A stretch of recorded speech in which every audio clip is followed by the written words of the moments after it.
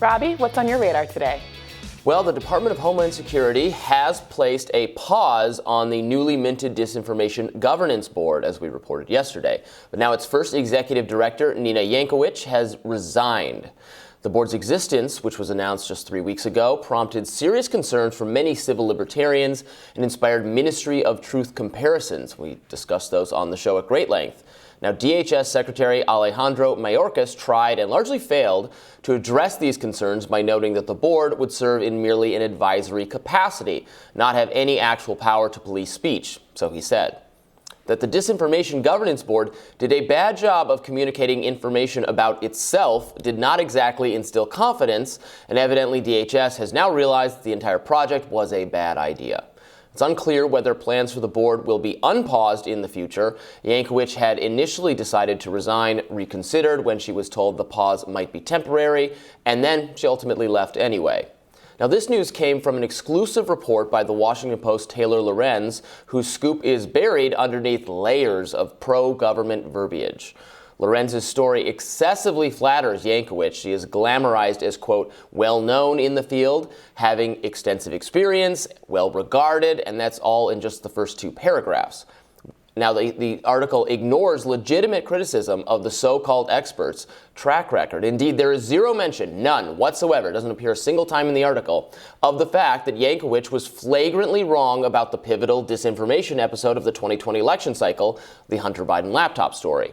For Washington Post, the story is not that DHS shuttered this governance board. The real story is that right-wing coordinated online attacks achieved this outcome after subjecting Jankowicz to an unrelenting barrage of harassment. Within hours of news of her appointment, Jankowicz was thrust into the spotlight by the very forces she dedicated her career to combating, writes Lorenz. Now, she concedes that the board's name was ominous and details about its specific mission were scant, but most of the article focuses on the tenor of the criticism of Jankowicz. Quote, Jankowicz was on the receiving end of the harshest attacks, with her role mischaracterized as she became a primary target on the right-wing internet, writes Lorenz. She has been subject to an unrelenting barrage of harassment and abuse, while unchecked misrepresentations of her work continue to go viral. That's not even close to all of it. More, quoting more, Jankowicz's experience is a prime example of how the right-wing internet apparatus operates, where far-right influencers attempt to identify a target, present a narrative, and then repeat mischaracterizations across social media and websites with the aim of discrediting and attacking anyone who seeks to challenge them. And it goes on. These smears leveled by bad faith right-wing actors against a deeply qualified expert and against efforts to better combat human smuggling and domestic terrorism are disgusting, Deputy White House Press Secretary Andrew Bates told the Post. Even more, DHS staffers have also grown frustrated with the department's suspension of intra-departmental working groups focused on dis, and malinformation. Some officials said it was an overreaction that gave too much credence to bad faith actors. A 15-year veteran of the department who spoke on the condition of anonymity because he was not authorized to comment publicly called the DHS response to the controversy mind-boggling. I've never seen the department react like this before, he said. And I'm still not done. Here's another section of the article. Experts say that right-wing disinformation and smear campaigns regularly follow the same playbook, that it's crucial that the public and leaders of institutions, especially in the government, the media, and educational bodies, understand more fully how these cycles operate. Wow, that was a lot. And that's the explicit message of the article. It's hammered over and over again that expressing any concern about Jankowicz and the Disinformation Governance Board was an act of sabotage by bad faith right-wing harassers against a noble public servant, a flawless individual. The Washington Post does not grapple with legitimate criticism of Jankowicz. The article doesn't even acknowledge that any exist. Bad people oppose her in the Post framing, and if you oppose her, well, you're probably one of them. Yet there is good reason to be skeptical of both the Disinformation Governance Board and Jankowicz's fitness to run it. Informal efforts to police disinformation on social media are beset with serious challenges, as moderators and fact-checkers routinely make odious mistakes. Just yesterday, Facebook dubiously censored a recipe for homemade baby formula. That's something we're talking about on the show today. Government disinformation cops, they're no better. Time and time again, public health officials circulated false information about COVID-19 and suppressed perfectly legitimate discussions of the theory that the virus originated from a lab leak.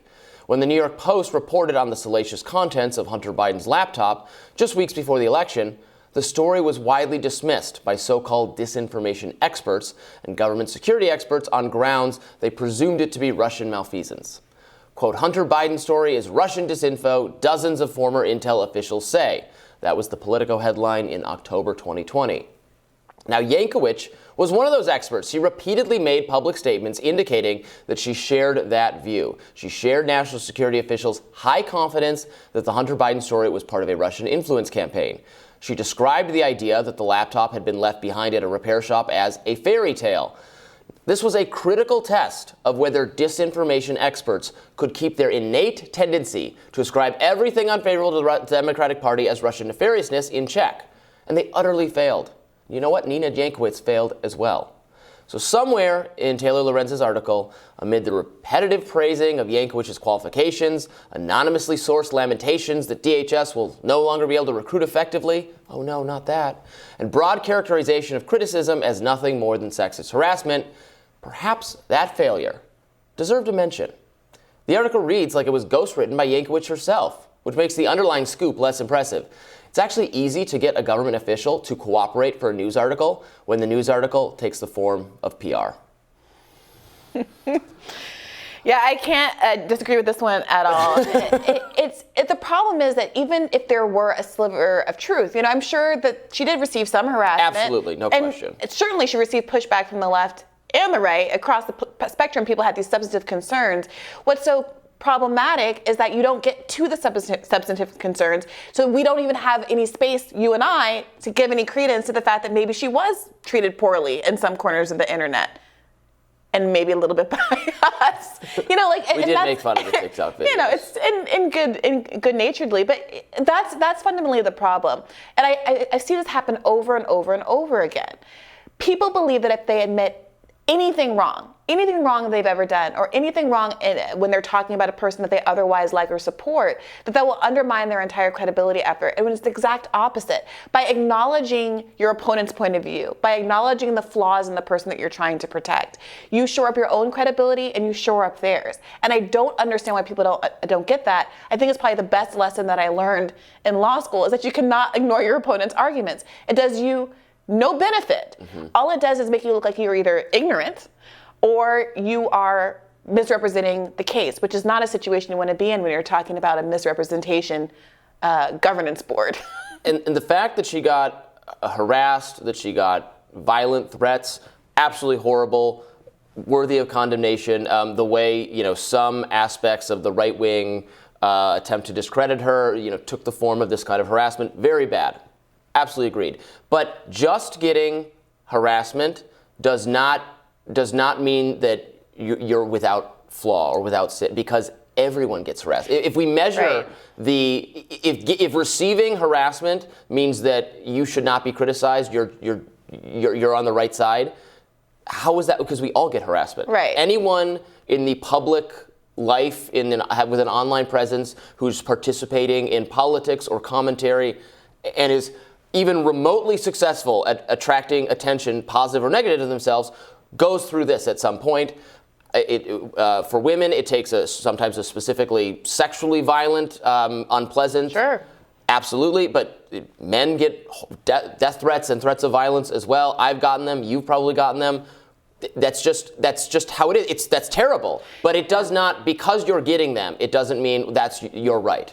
And this is a point that Glenn Greenwald has made a lot, that he's frustrated about the weaponization of harassment. And I think that he has a particular, cross to bear here, because he is someone who, in Brazil, with the reporting that he's done, has received more than just kind of online harassment. It's really come into his personal life. He was a victim of a home invasion. All of these things have happened to him. And I think that casts for him some of the things that happen on the internet in a different light, understandably. Now, that doesn't mean just because something worse happens to you that you necessarily need to have absolutely no sympathy for anybody else in the world. But I do think that gives him a perspective that I share, is that we have to be careful about how we weaponize the bad things that happen to us to absolve us of responsibilities for other things that we've done. And you saw this kind of really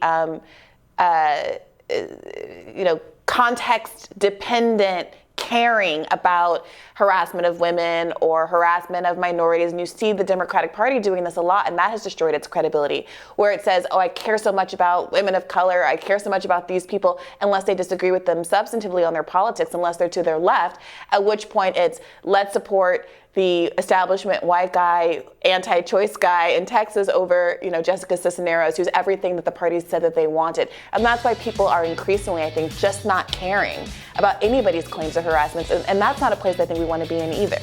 Well said. Well said. And I'm looking forward to your radar coming up next.